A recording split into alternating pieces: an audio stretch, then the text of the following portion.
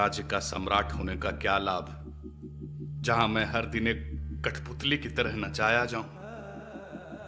अपनी इच्छा से उठ नहीं सकता, अपनी इच्छा से बैठ नहीं सकता, अपनी इच्छा से प्रेम नहीं कर सकता, अपनी इच्छा से विवाह नहीं कर सकता। मेरा विवाह भी आचार्य के लिए एक राजनीति है। जब से यहां आया हूं, चैन से कमरे में सो तक नहीं सका हूं। कौन हूं मैं? सम्राट या आचार्य विष्णुगुप्त के इशारों पर नाचने वाला एक दास? नहीं बनना मुझे सम्राट, नहीं चाहिए मुझे ये साम्राज्य, नहीं होगा ये राज्याभिषेक। समाहर्ता। सम्राट, रोक दो ये राज्याभिषेक। ये क्या सुन रहा हूं मैं चंद्रगुप्त?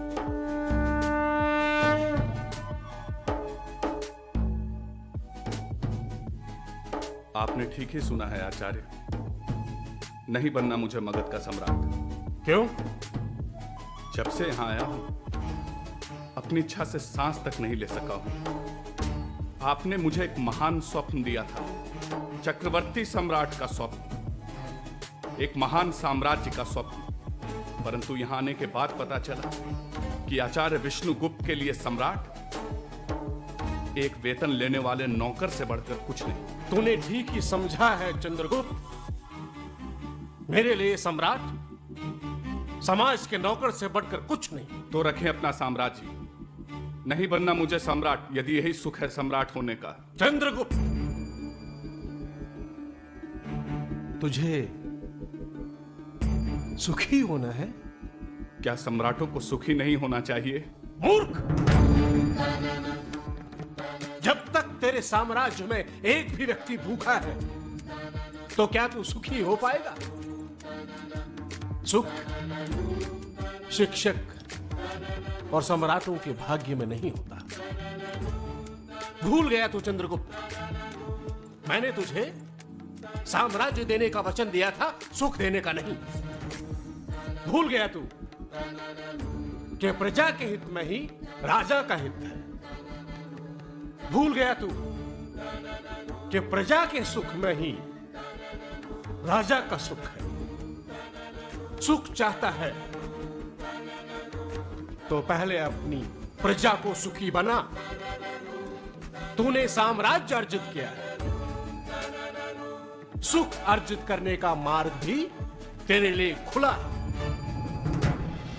स्वस्ति न इंद्रो वृतश्रवाः स्वस्ति नः पूषा विश्ववेदाः स्वस्ति नस्तार्क्ष्यो अरिष्टनेमिः स्वस्ति नो बृहस्पतिर्दधातु।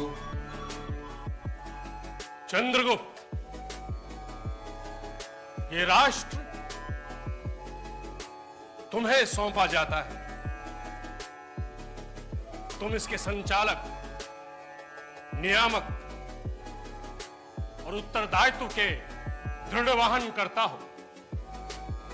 यह राज्य तुम्हें कृषि के कल्याण, संपन्नता और प्रजा के पोषण के लिए दिया जाता है।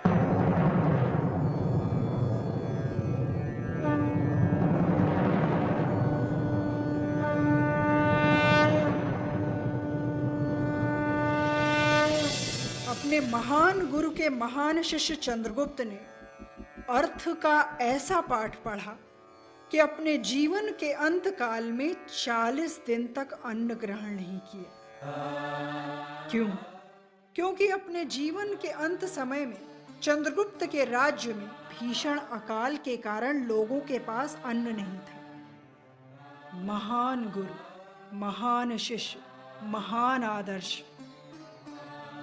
अपने महान शिष्य के लिए महान गुरु ने कौटिल्य के नाम से अर्थशास्त्र नामक ग्रंथ की रचना की।